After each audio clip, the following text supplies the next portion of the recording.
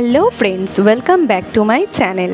তো রথযাত্রার দিন আমাদের বাড়িতে জগন্নাথ দেবের আমরা পুজো করেছিলাম। এই ফার্স্ট টাইমই আমরা জগন্নাথ দেবের পুজো শুরু করলাম। মানে কি সুন্দর করে ডেকোরেশন করা হয়েছে আর পুজোর জিনিসপত্র সাজিয়ে নেওয়া হয়েছে।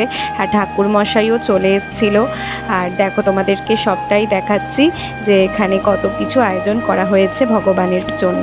আর এখানে আমরা বসে রয়েছি, সবাই মিলে পুজো স্টার্ট হবে কিছুক্ষণ পরেই। তো এই যে আমরা বসেছিলাম, আমি উপোস ছিলাম, মা উপোস ছিল, বাবা উপোস ছিল, সবাই উপোস ছিল। আর রথ দেখতে পাচ্ছ, রথটাও আমরাই কাগজ দিয়ে সুন্দর করে দেখো ডেকোরেশন করেছি, সুন্দর করে সাজিয়েছি। আর এই যে এখন পুজো শুরু হওয়ার আগে ভগবানের স্নান করানো হচ্ছে। তো আমরা সবাই বসে পুজো দেখছিলাম।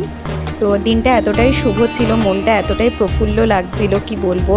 আর এই দেখো, আমরা পছন্দ করে ভগবানের জন্য জামা কাপড় আমরা কিনে এনেছিলাম। কি সুন্দর ফুলের মুকুট এনেছিলাম, বানানো হয়েছিল ময়ূর পালক লাগানো। আর দেখো কত সুন্দর লাগছে ভগবানকে, চোখই ফেরানো যাচ্ছে না, মনে হচ্ছে তাকিয়েই থাকি। চোখ সত্যি ফেরানো যাচ্ছিল না, এত অপূর্ব লাগছিল।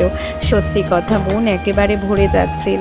আর যে দেখো, এখানে বাবা বসে পড়েছে, যজ্ঞ হবে, আমরা সবাই বসে ভগবানের পুজো করছি। আর দেখো, এখানে আরতি হচ্ছে, ঠাকুরমশাই আরতি করছে, পুজো করছিল।